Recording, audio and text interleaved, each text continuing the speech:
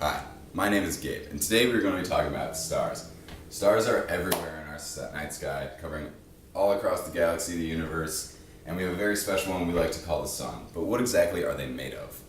Well, a star is a luminous ball of massive plasma and hot gas. Most of it, inside of it, is the smaller atoms of helium and hydrogen. That's what it usually begins off. And it starts off as the luminous ball, and as the helium and the hydrogen, they fuse together to form heavier elements, releasing a lot of energy, the light, and the heat that you feel from our sun and that you see from other stars.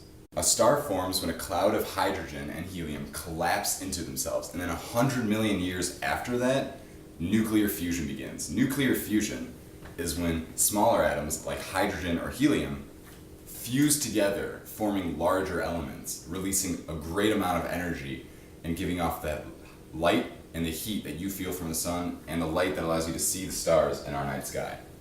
The star spends most of its life turning hydrogen into helium, producing that energy.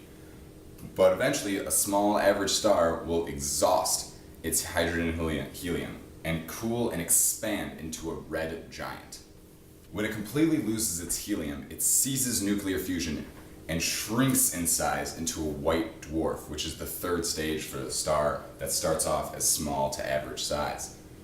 Then, eventually, as a white dwarf, it loses all of its luminosity and turns into a black dwarf, and that is the life of a small to average star. A larger star, before it becomes a red giant, eventually gets too big, and right as it becomes a red giant, explodes in a huge release of energy called a supernova. And then eventually, the remnants of that supernova form what we call a black hole. Now, in our galaxy, there are tons of stars, and they form in places called star systems. A system is just a collection of stars in a galaxy. Now, in all those star systems, sometimes going in between them, are arbitrary lines that humans draw to remember stars called constellations. You might have heard of them. Some famous ones are Ursa Minor, Ursa Major, Taurus. These things allow us to map our star system in the way that we find useful.